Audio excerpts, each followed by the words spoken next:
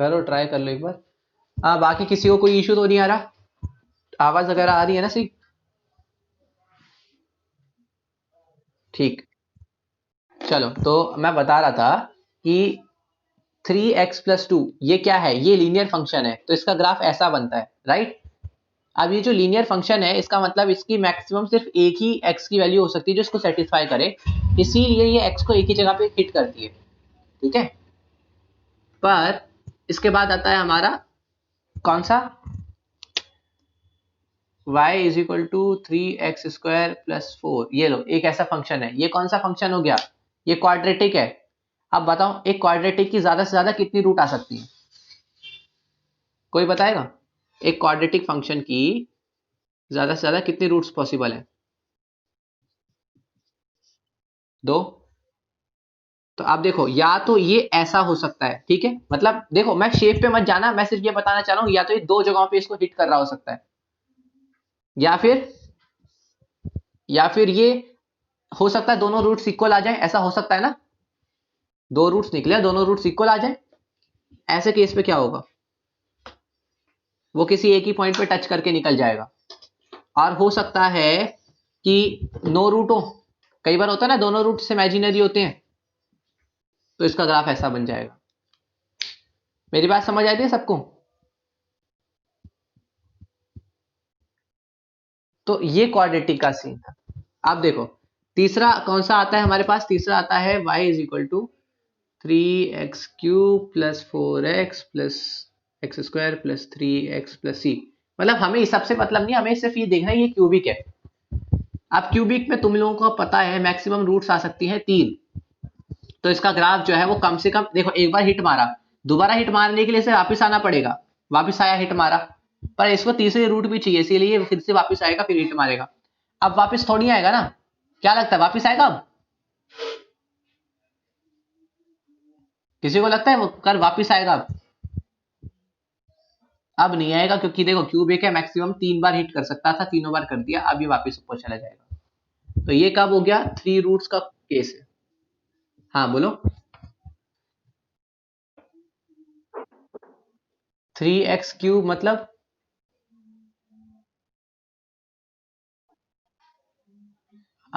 एक बात बताओ, डिग्री से ही तो पूरे के पूरे ग्राफ पे फर्क पड़ता है।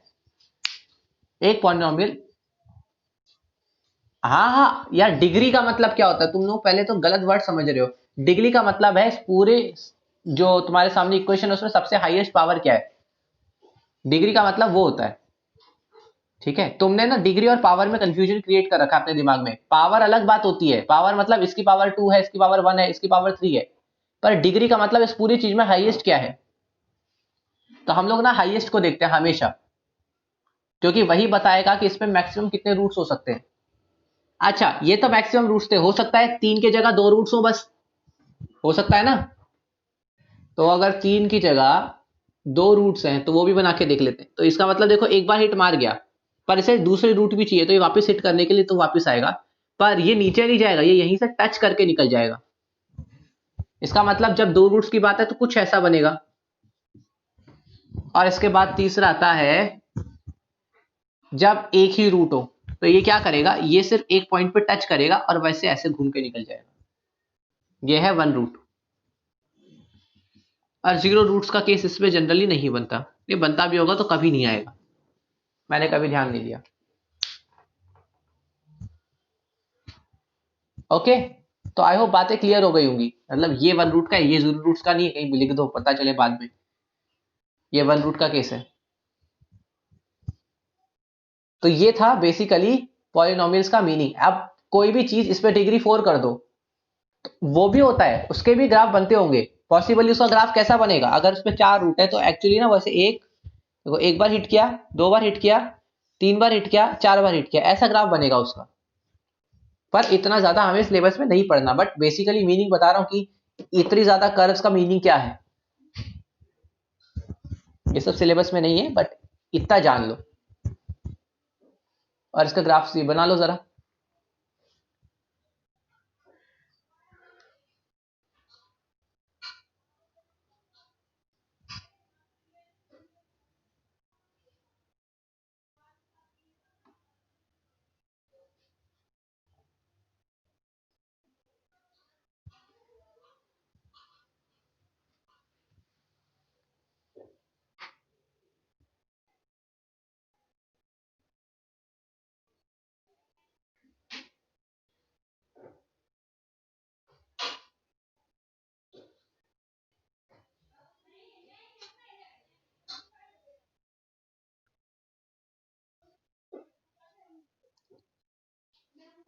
हाँ लो, x square plus x plus one is equal to y. इसके कितने रूट्स होते हैं बता सकते हो? निकालो जरा इसके रूट्स, करो फैक्टराइज।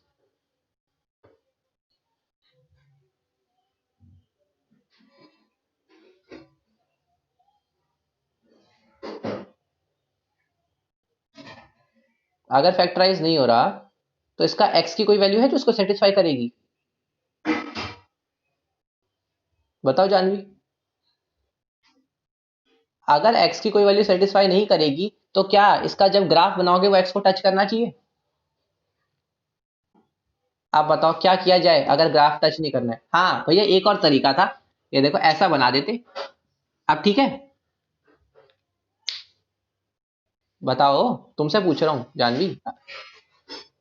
घंटा ठीक है,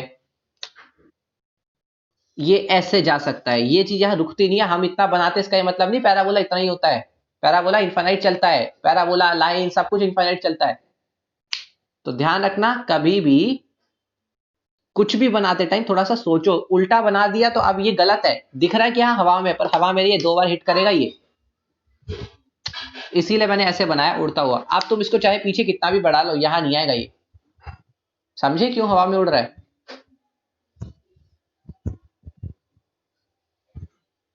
पूरा बना लो, जब लिख लो तो बता दो जरा, इरेज करता हूं फिर। और फिर पेज नंबर 38 खोलो।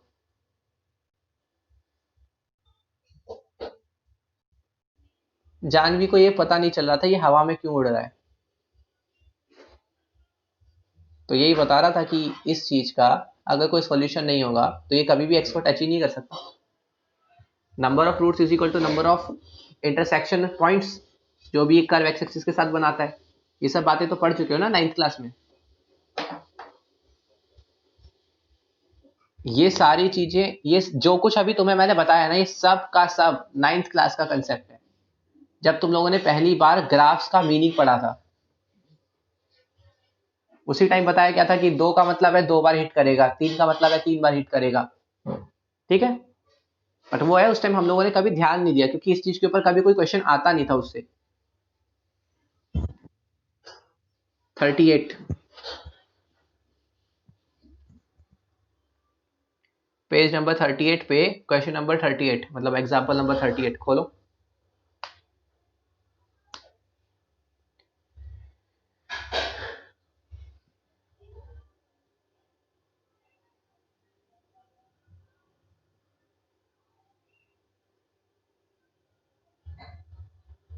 इस क्वेश्चन का सबसे हार्ड पार्ट सिर्फ इसका ग्राफ है। उस ग्राफ को एक बार समझ लिए तो मुझे नहीं लगता फिर तुम्हें कोई और ग्राफ हार्ड लगेगा, बस इससे हार्ड कोई ग्राफ नहीं है मेरे हिसाब से।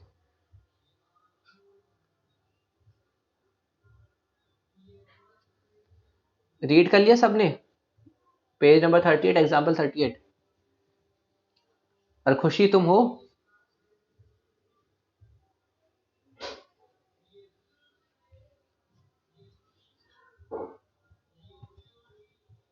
चलो कोई नहीं, उसको रिकॉर्ड कर रहा हूँ। रीड कर लिया सबने?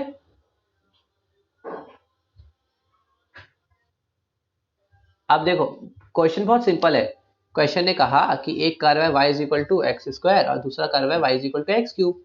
इन दोनों के बीच में जो कॉमन एरिया आ रहा होगा, जैसे मैंने सबसे अभी क्लास के स्टार्टिंग में दिखाया था, कॉमन एरिया वो निकालना है। पर अब ना सबसे बड़ी प्रॉब्लम जो बच्चों को आती है, y is equal to x square का ग्राफ ऐसा बनता है और y is equal to x cube का ग्राफ ऐसा बनता है। अब इन दोनों को कंबाइन बनाना है। तो अब मैं तुमसे पूछता हूँ इन दोनों में से कौन सा करेक्ट है। इन दोनों को कंबाइन बनाने का क्या तरीका, मैंने इसको ऐसा बनाया और दूसरा इसको ऐसा बनाया, ठीक है। मतलब थोड़ा सा ठीक से बना लूं, ऐसा। इन दोनों को मैंने कंबाइन किया, फर्स्ट या दूसरा,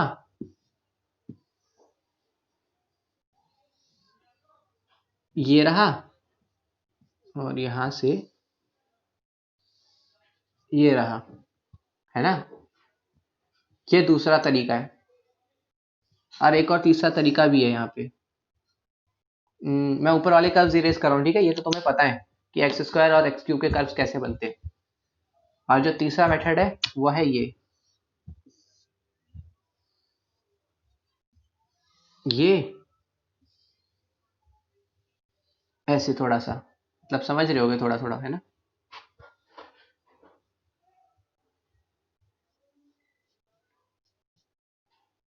अब इन बताओ यार, समझ रहे हो इसको, थोड़ा सा ड्राइंग सही नहीं आ रही। हाँ, पॉसिबल ही करेक्ट होगा। अब बताओ इन तीनों में से करेक्ट कौन सा है तुम्हारे हिसाब से।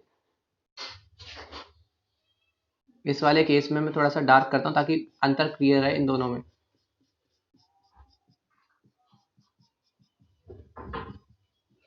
थोड़ा सा डार्क।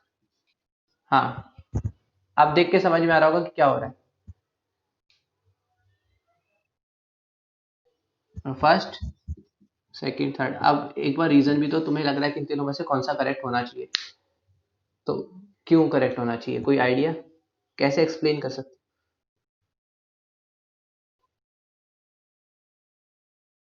गुड, ये पहला पॉइंट है जो तुम्हें समझना था इस चीज में। पर अब थोड़ा सा लॉजिकली सोचते हैं कि अगर तुम्हें ये क्वेश्चन ना दिया होता और तुम्हें सिर्फ बोला गया होता इनके दो ग्राफ्स बना दिए, इन तीनों में से करेक्ट वाला बताओ, तो कैसे बताते।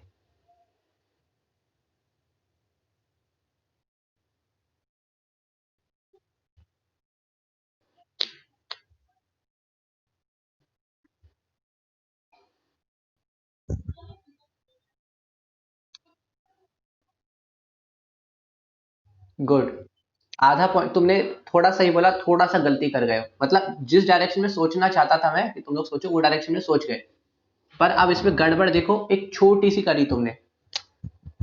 प्रैक्टिकली सोचो कि ये ऐसा है और ये इसका, अब यहां से देखना, मैं नीचे का नहीं बना रहा, ये ऐसा है, ठीक है। नीचे का नहीं बना रहा, ओके, सिर्फ एक साइड का कंपेयर करके दिखा रहा हूं। ये एक है, या एक्स क्यूब जो है ऐसा है, ये एक्स स्क्वायर है। अब तुम बताओ एक्स क्यूब जो है वो इसके अंदर आना चाहिए या इसके बाहर से जाना चाहिए, वैसे सोचो जरा। बाहर से जाना चाहिए। अब थोड़ा सा इसको, यही पॉइंट, यही एक चीज में गलती करी तुमने, ठीक है। अगर तुम्हारा एक्स स्क्वायर ऐसे जा रहा है, एक्स क्यूब बाहर जा रहा है, चलो ठीक है, let's consider this line y is equal to x cube, y is equal to x square. एक काम करो, let's put value x in both, ठीक है। ये x की वैल्यू है 5। ये तुमने कहा बाहर से जाना चाहिए, ध्यान रखना, ये बाहर वाला कर्व एक्स क्यूब का है। 5 की वैल्यू पुट करो, बताओ क्या वैल्यू आ रही है। x की वैल्यू 5 पुट करो, y की वैल्यू बताओ क्या आ रही है।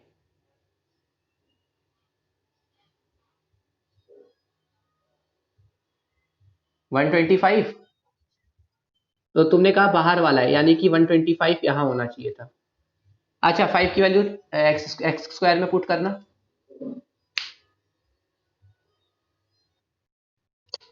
तो ये अंदर वाला एक्स स्क्वायर। तुम्हें लगता है मैंने नंबर लाइन ठीक लिखी है, पहले 125 आता है, बाद में 25। गड़बड़ क्लियर हुई, छोटी सी। अंदर से वो जाएगा जो ज्यादा डिग्री का है, क्योंकि वो ज्यादा तेज बढ़ेगा, ठीक है। इतनी बात क्लियर हुई। अच्छा चलो ठीक है, तुमने इतनी बात बोल दी तो अपन, हाँ, मैंने 5 पुट करके दिखाया दोनों में, एक्स स्क्वायर में और एक्स क्यूब में। तो एक में 25 आएगा, एक में 125 आएगा, राइट। एक्स क्यूब करोगे तो 125 हो जाएगा, 5 का एक्स क्यूब। तो बस ये दिख रहा था 125 नीचे लाई कर गया, तुम्हारे हिसाब से अगर बनाते तो 125 नीचे 25 ऊपर। फिर से, तो क्या समझ में आया। एक्स क्यूब, आप बताओ इन दोनों में से कौन सा होने वाला है एक्स क्यूब, ए या बी में से एक्स क्यूब कौन सा होगा, कौन बताएगा। ए, बहुत बढ़िया। फिर से एक्सपेरिमेंट करेंगे, ठीक है। Let's experiment again. You said a जो है वो एक्स क्यूब है, लेट्स ट्राई टू पुट 0.5, ठीक है। एक्स क्यूब में डालना 0.5, बताओ। ये हो गया 0.5 इंटू 0.5 इंटू 0.5, यानी कि 125 और पॉइंट लगेगा 3 डिजिट के बाहर। ठीक है, तो ये वाला पॉइंट है हमारे पास 0.125। Now let's put y is equal to 0.5 का square which you all know is 0.25 and this means जो बाहर वाला है ये है एक्स स्क्वायर, ये है 0.25। Do you think my number line is going correct now?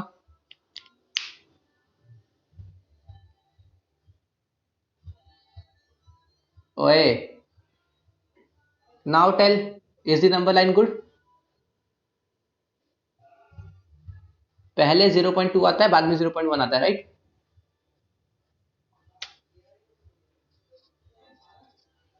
सोच लो।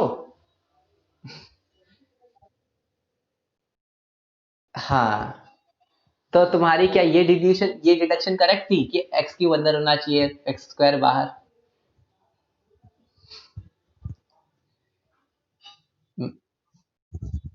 तो क्या करें, लास्ट ऑप्शन तो ये बच रहा होगा तुम्हारे पास कि दोनों को एक के ऊपर एक ओवरलैप कर दें, पर वो तो करेक्ट नहीं, हो तो दिख ही रहा है क्योंकि सेम वैल्यू पर सेम वैल्यू थोड़ी आ रही है हर बार। हमारी डिडक्शन में कुछ कमी रह गई, राइट? हमने एक वैल्यू टेस्ट करी तो बोल रहा है कि एक्स क्यूब अंदर आना चाहिए, तब हमने एक्स क्यूब अंदर बनाया। फिर दूसरी डिडक्शन टेस्ट करी तो पता चल रहा है एक्स क्यूब बाहर जाना चाहिए, क्योंकि अब इसको देख के क्लियर हो रहा है कि एक्स क्यूब अगर अंदर है तो गलत बन रहा नंबर लाइन, एक्स क्यूब बाहर होना चाहिए था इस हिसाब से। क्या पॉइंट है जो हम मिस कर रहे हैं? देखते हैं कोई पकड़ पाता है कि नहीं। सोचो।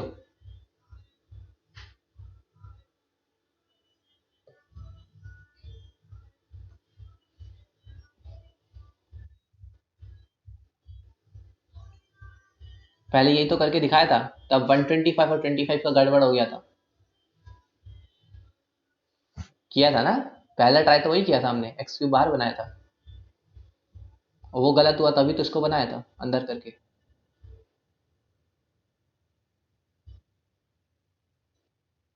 अगर तुम ओवरलैप नहीं करोगे then you are not going to get the intersection, question solve नहीं कर पाओगे।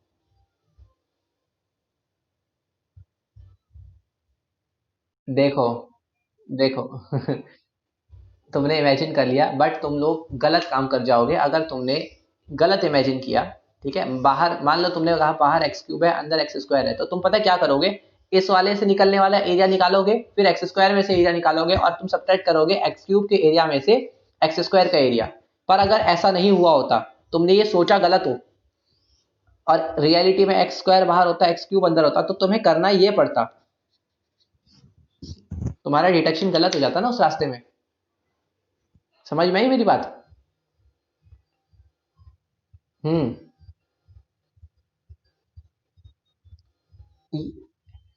नहीं नहीं, ये वाला पार्ट अभी मत समझो, ये सिर्फ पूजा के लिए था। पूजा क्लियर हुआ, उसने जो क्वेश्चन पूछा था शायद उसको समझ आएगा। हाँ ठीक है, इसको अभी मत समझो, ये पूजा ने कुछ और इमेजिन कर लिया था तो वो बताया मैंने, अब तुम्हें समझाना पड़ेगा कि पूजा ने क्या इमेजिन किया था। अच्छा ये वाला, देखो, हमने बेसिकली, मैंने सबसे पहले पूछा कि अंदर और बाहर कौन कौन आएगा, तो किसी ने मुझे पहले बताया कि भैया बाहर जो है बाहर आएगा एक्स क्यूब, अंदर आएगा एक्स स्क्वायर, राइट? तो मैंने कहा ठीक है, एक काम करते हैं, एक कॉमन पॉइंट ले लेते हैं 5। मैंने कहा 5 की वैल्यू डालो एक्स क्यूब में, तो ये वाला पॉइंट आएगा 125, और 5 की वैल्यू एक्स स्क्वायर में डालो, ये पॉइंट आएगा 25। क्या ये करेक्ट है? ऑब्वियसली उल्टा हो गया, तो मैंने कहा इसका मतलब एक्स क्यूब बाहर नहीं होगा, एक्स क्यूब मस्ट बी अंदर, एक्स स्क्वायर मस्ट बी बाहर। तो मैंने यही किया, देखो एक्स क्यूब अंदर बनाया, एक्स स्क्वायर बाहर बना दिया। मैंने कहा अब तो करेक्ट है ना, पर जब मैंने 0.5 डाला देन बूम, फिर से गड़बड़। हाँ यही चीज तो पूछ। गुड, फिर वही क्वेश्चन, अगर तुमने गलत चूज किया तो तुम गलत में से गलत को माइनस करोगे, समझ रहे हो? तुम्हें बड़े में से छोटा माइनस करना है। मैं मानता हूँ तुमने नेगेटिव को मॉड ले लिया, बट प्रॉब्लम ये है कि एक्चुअली तुम्हें नेगेटिव साइड का ग्राफ नहीं मिल रहा, समझ रहे हो बात?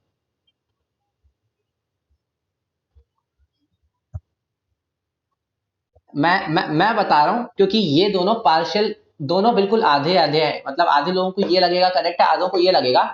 और तुम जब पूरी क्लास में पता करोगे ना, तो फिर क्लास में एक बच्चा बोलेगा कि मेरा नेगेटिव आया, उसके अगले वाला बोलेगा पॉजिटिव आया, उसके अगले वाला नेगेटिव फिर पॉजिटिव।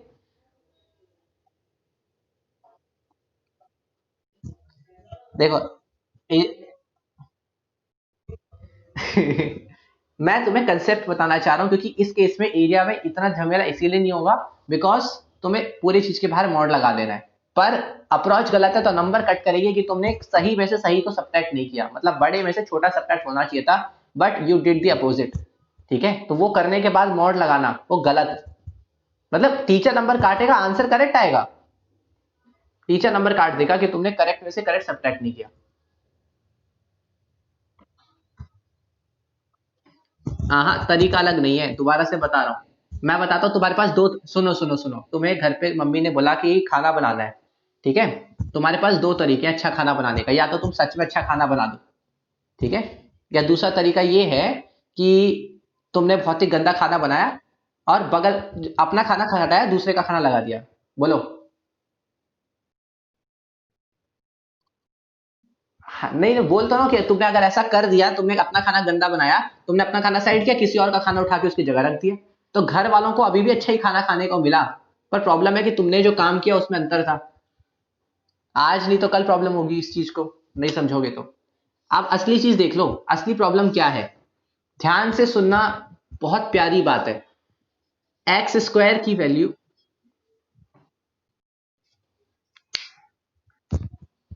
ब्लर तो नहीं होना चाहिए, शायद तुम्हारा फिर इंटरनेट वीक होगा, क्योंकि मेरे साइड से अगर ब्लर होता तो सबका ब्लर होता।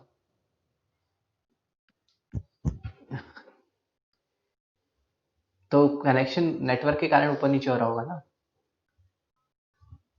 देखो, बेसिकली दोनों में एक छोटा सा पॉइंट है, एक्स क्यूब का मतलब है तुम उसी नंबर को उसी से मल्टीप्लाई कर रहे हो, राइट। एक्स स्क्वायर का भी यही मतलब है। तुम लोगों को बात पता होनी चाहिए कि अगर तुम 0.1 को इसी के साथ मल्टीप्लाई करोगे तो नंबर छोटा हो जाएगा, समझ रहे हो।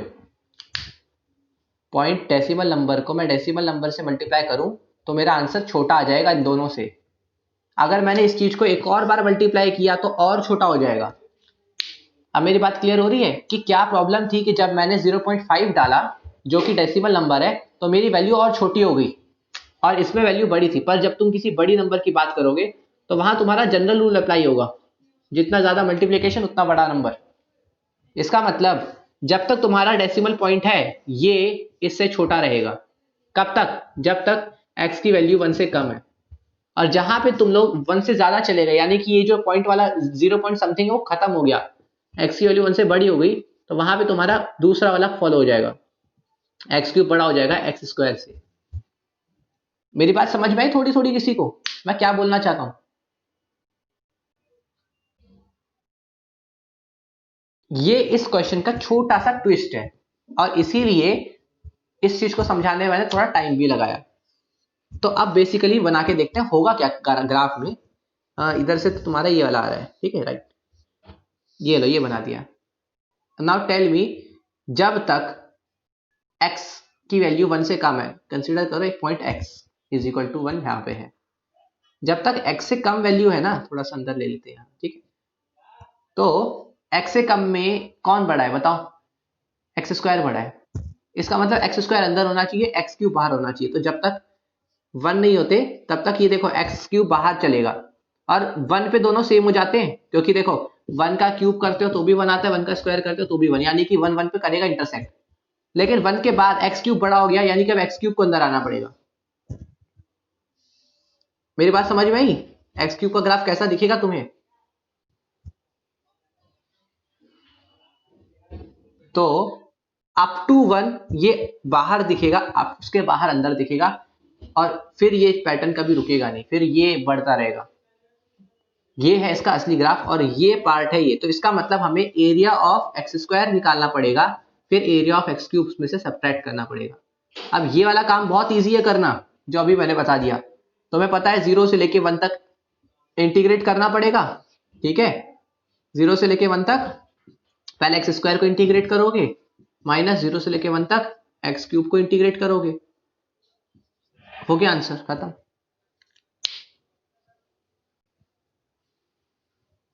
क्वेश्चन में असली सॉल्यूशन बहुत कम था, बहुत सारा दिमाग यहां लगना था। आई होप सबको क्लियर हो गया होगा। और सबसे ज्यादा डिफरेंट ग्राफ यही था मेरे हिसाब से, बाकी सारे ग्राफ फिर भी बहुत सिंपल है, जिसमें हम ग्राफ बनाते हैं, इंटरसेक्शन पॉइंट्स निकाल लेते हैं, it's done. Anyone has any doubts?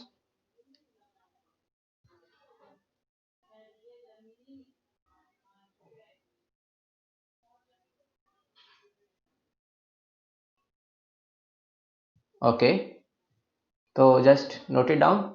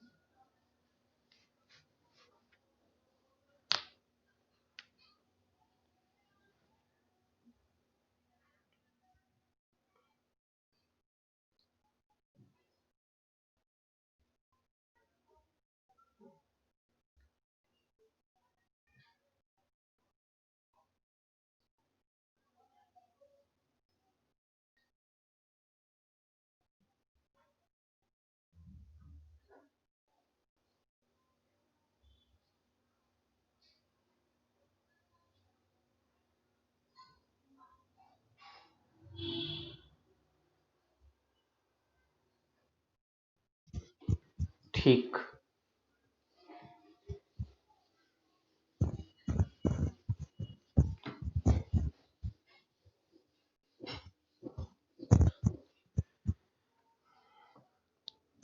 एक और छोटा सा क्वेश्चन। अगर तुम्हें मैं दे दूं, ये ग्राफ है, ठीक है, ये है e की पावर x का ग्राफ, और एक ग्राफ ये वाला है, ये है log x का ग्राफ, दोनों का भी इंटरसेक्ट नहीं करेंगे, राइट, वन ये वन है। तो हमारा क्वेश्चन जो है वो बोलता है कि x की वैल्यू 1/2 से लेके 2 तक का ग्राफ निकालो, इन दोनों के बीच का एरिया। तो वो क्या बोलना चाह रहा है, वो बोल रहा है कि 1/2 यहाँ कहीं होगा, 2 यहाँ कहीं होगा। तो ये एक लाइन खींचो जरा, एक ये लाइन बन गई, वैसे एक 2 ज़्यादा दूर बना लिया, थोड़ा अंदर रखते हैं अभी। एक लाइन ये खींच लो, ठीक है, y=2 वाले पे ये लाइन। तो हमें क्या ग्राफ करना है, इस कर्व का, इस कर्व का, और इतना एरिया निकालना है। ओके, तो बेसिकली क्या किया जा सकता है, क्वेश्चन ने सिर्फ ये बोला इन दोनों के बीच में एरिया निकालो, और कहां से कहां तक का, x की वैल्यू 1 से लेके, वो सॉरी 1/2 से लेके 2 तक का, दैट्स ऑल। log x का ग्राफ ऐसा बनता है, e की पावर x का ग्राफ ऐसा बनता है, ये मैंने बना दिया तुम्हारे लिए।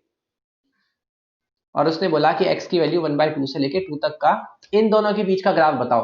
देखो उसने इसीलिए बोला क्योंकि ये दोनों आपस में कहीं इंटरसेक्ट नहीं करते, तो अगर वो ये नहीं देता और बोलता इन दोनों के बीच का ग्राफ निकालो ना, तो वो इनफाइनाइट हो जाता, क्योंकि ग्राफ हर जगह चलता रहेगा ना, ये ग्राफ आगे भी कहीं मीट नहीं करेंगे, उधर भी कहीं मीट नहीं करेंगे। तो इसका क्लियर मीनिंग है कि अगर यहाँ से आगे चलेगा तो इनफाइनाइट इधर भी, इनफाइनाइट इधर भी, एरिया इनफाइनाइट हो जाएगा। इसीलिए उसने कहा कि x की वैल्यू 1/2 से 2 के बीच में ही काम करना।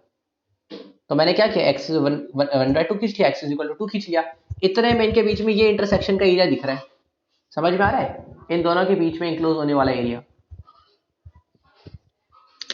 हमें इस एरिया का ग्राफ निकालना है, इस एरिया का वो एरिया निकालना है, शेडेड पोर्शन का एरिया। तो बेसिकली ऐसे क्वेश्चंस में डायरेक्टली तुम इन दोनों को सब्ट्रैक्ट कर सकते हो, और ये काम करता है। आई मीन टू से, तुम लोग डायरेक्टली 1/2 से लेके 2 तक इसका इंटीग्रेशन करो, देन सब्ट्रैक्ट 1/2 से लेके 2 तक log x का integration, and you will get your answer. ज़्यादा माथापच्ची करनी ही नहीं है कि पहले हम इसको x के साथ निकालें, फिर इसको x के साथ निकालें तो ये ऊपर का शेडेड पोर्शन मिलेगा, फिर नेगेटिव वाले को ऐड करें, इतना नहीं करना पड़ेगा, आंसर आ जाएगा इतने में।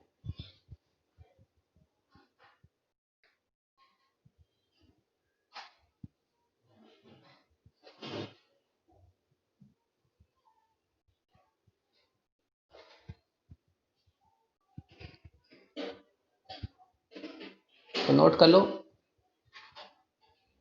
अगर किसी को कोई कंफ्यूजन ऐसी उठ रही है, देखो मैं सबको अभी एक्सप्लेन नहीं करना चाह रहा कि कुछ को समझ में आ रहा होगा, बट मैं आगे का अगर कुछ डिटेल में घुसा तो कंफ्यूजन हो सकती है।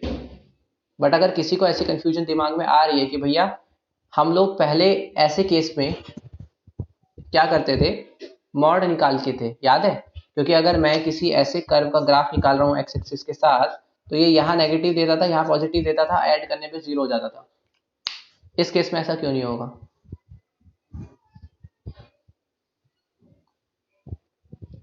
ये कंफ्यूजन किसी को आई है?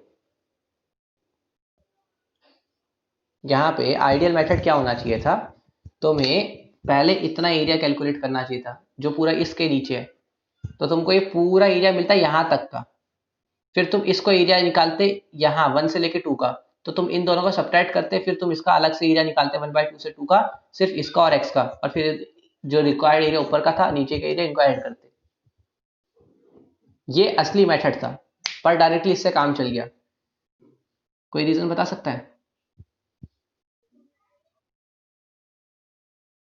हाँ वैसे कर सकते हो, बिल्कुल कर सकते हो। अगर तुम्हें कंफर्म नहीं है कि ये वर्क करेगा, then you can go with that method as well, वो भी करेक्ट है, आंसर गलत नहीं देगा।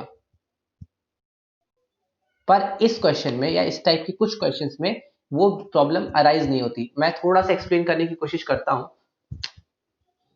क्यों नहीं होती। क्योंकि ध्यान से सुनना, हमें इन दोनों में से किसी एक ही को एक्सेप्ट करना है, ध्यान रखना। अगर मुझे कोई बंदा बोलता कि भैया यहां से पूरा निकालो, देन प्रॉब्लम हो जाती। अगर मुझे कोई बोलता ये निकालो एरिया पूरा, इसको भी ले लेना है, अगर ऐसा होता ना तो मैं इस डायरेक्टली इससे काम नहीं कर पाता, तब मुझे कुछ और दिमाग लगाना पड़ता। पर अभी हो क्या रहा है इसको मैं थोड़ा सा समझाता हूँ। 1/2 से लेके 2 e की power x dx minus log x को मैं ऐसा ब्रेक कर सकता हूँ ना, 1/2 से लेके 1 log x dx, और प्लस 1/2 से लेके 1 से लेके 2 log x dx। तुम लोगों को पता है कि यहां से लेके यहां तक का जो आंसर आएगा वो नेगेटिव साइन के साथ आएगा, और यहां से लेके यहां तक का आंसर पॉजिटिव साइन के साथ आएगा। इतनी बात क्लियर है? मैंने सिर्फ इसको डिवाइड किया, यहाँ 1/2 से लेके 1 तक निकाला log x का, फिर 1 से लेके 2 तक निकाला। मैंने इसके साथ माइनस साइन सिर्फ तुम्हें दिखाने के लिए लगाया है कि इसका आंसर नेगेटिव साइन के साथ आएगा, क्योंकि ये नेगेटिव एक्सिस पे बन रहा है। ठीक है, अब इस ब्रैकेट को खोलो जरा, माइनस माइनस प्लस हो गया log x dx, और माइनस माइनस यहाँ नेगेटिव हो गया 1/2 log x dx। तो बेसिकली वंस ये वाला एरिया हो गया, ये वाला ऊपर का पॉजिटिव एरिया पूरा, ठीक है, ये जो पूरा एरिया बन रहा है ना, ये सारा एरिया कवर हो गया ऊपर का पूरा। मैंने प्लस ये कर दिया, तो प्लस ये मतलब ये जो नीचे का एक्स्ट्रा एरिया था ये भी कवर हो गया, और माइनस 1 से 2 log x, 1 से 2 log x मतलब यहाँ जो एक्स्ट्रा एरिया था ना, ये वाला एरिया कट हो गया, और तुम्हारा सेम एरिया दोबारा बन गया। समझ आया किसी को? देखो लास्ट लाइन में ये हो रहा है कि बाय डिफॉल्ट मैंने कहा इसका जो आंसर है वो नेगेटिव साइन के साथ आएगा, मतलब मैं यहाँ तुम्हें नहीं लगाना, सॉल्व करोगे आंसर में नेगेटिव आएगा। तो अगर यहाँ नेगेटिव खुला तो नेगेटिव नेगेटिव प्लस हो गया। तो हो ये रहा है कि थोड़ा सा बड़ा कर लूं, तुमने पहले निकाला तो पहले ये वाला पूरा एरिया आ गया होगा, सिर्फ इतने से ये एरिया आ गया होगा, मतलब e की पावर x का x के साथ निकल गया, simple.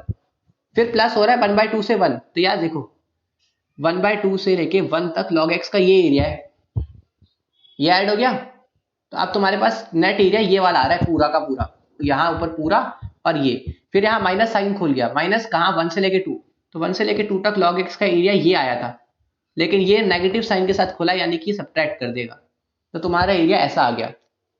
And you can see यही एरिया तुम्हें निकालना था। आया समझ में? माइनस मैंने नहीं लगाया, मैंने यहाँ पे माइनस लगाया था। ये क्या था, ये तो मैंने ये लिखा है ना, 1/2 से लेके 2 log x लिखा है, समझे? कहा यही माइनस, इसी चीज को तो मैंने ये खोल दिया बड़ा सा, और इसके आगे माइनस मैंने सिर्फ इसीलिए लगाया ताकि तुम्हें दिखा सकूं कि नेगेटिव जगह पे जो एरिया बनता है उसका साइन भी नेगेटिव आता है। यार ये तो मैंने करवाया था पहली क्लास में, तो इसीलिए मैंने नेगेटिव, देखो मैं यहां लगा रहा हूं, तुम्हें अलग से नहीं लगाना है, तो ये तुम्हें दिखाने के लिए लगाया कि इसका आंसर नेगेटिव के साथ आएगा, जबकि एरियाज नेगेटिव नहीं आने चाहिए। बट इसमें हमने इस बात का एडवांटेज निकाल लिया कि ये नेगेटिव है, नेगेटिव नेगेटिव पॉजिटिव हो जाएगा, तो जो चीज तुम्हें एक्चुअली में जो बाय डिफॉल्ट सब्ट्रैक्ट हो जाती थी पुराने केसेस में, प्रॉब्लम ये होती थी कि ये माइनस साइन के साथ आता था और दिक्कत होती थी हमें, पर अब ये पॉजिटिव साइन के साथ आया तो ये ऊपर वाले के साथ ऐड हो जाएगा, और जो पॉजिटिव था वो नेगेटिव साइन के साथ आया, मतलब ये जो ऊपर पॉजिटिव एक्स एक्सिस के ऊपर का पार्ट था, ये वाला पार्ट, ये वाला, अब ये नेगेटिव साइन के साथ आया तो यहां से कट हो गया और हमें जो रिक्वायर्ड एरिया था वो मिल गया, इसीलिए डायरेक्टली ये इक्वेशन काम कर गई। तुम्हारी बुक में एक्सप्लेन्ड शायद ही होगा कि ऐसा क्यों हो रहा है, ये वाला क्वेश्चन है आई थिंक पेज नंबर 37 पे, देख लेना। इसीलिए मैंने थोड़ा सा इसको डिटेल में बताया, क्योंकि ये ही है जिसमें ये थोड़ा सा अजीब कंसेप्ट है, क्योंकि कभी कभी बाद में तुम्हारे दिमाग में आ सकता था कि भैया ये नेगेटिव पॉजिटिव का चक्कर नहीं पड़ेगा अगर डायरेक्टली हम सिंपली दोनों को सब्ट्रैक्ट कर देते, क्योंकि इसके इंटरनली ऐसा हो रहा है। ये बुक्स में तुम्हें मेंशन नहीं है, इसीलिए डिटेल में समझाने की कोशिश करिए।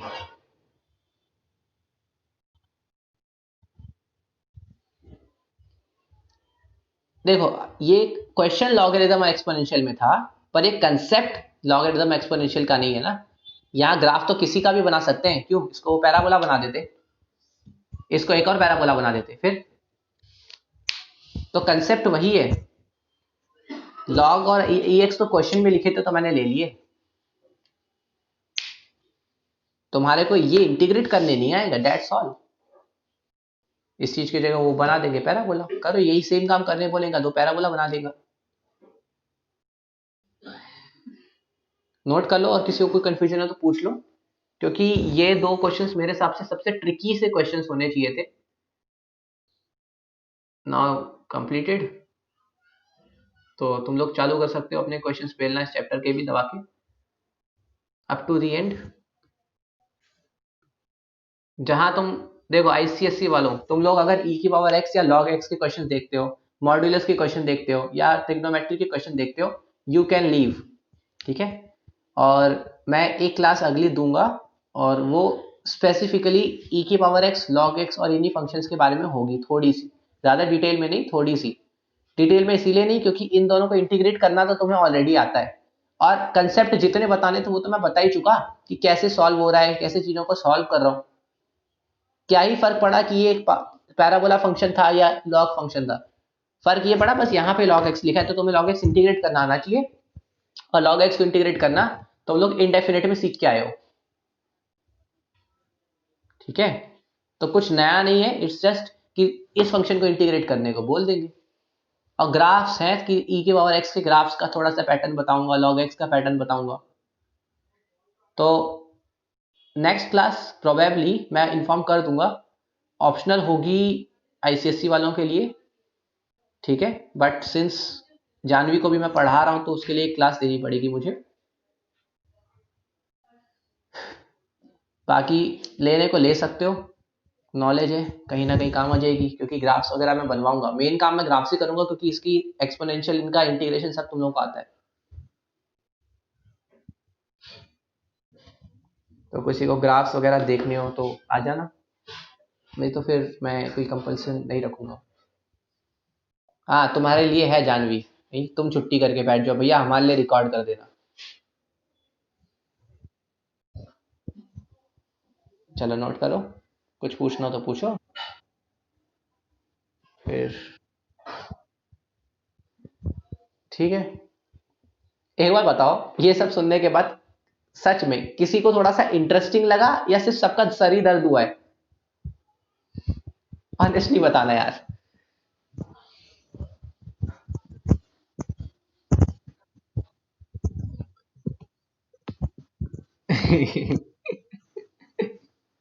ये भी सही है, तुम्हारा अकेले का नहीं है यार, मेरा भी दिमाग घूम रहा था, मेरे को भी आधी चीजें समझ आ रही है, क्या बताना, आधी चीजें मुझे भी समझ नहीं आ रही है क्योंकि मेरा होश में नहीं है।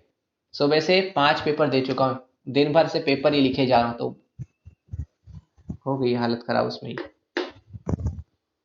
वो तुम लोगों ने शायद फील भी कर लिया होगा, थका थका सा शायद आवाज से लग रहा हूँ मैं, माइट भी, अगर फील किया हो तो।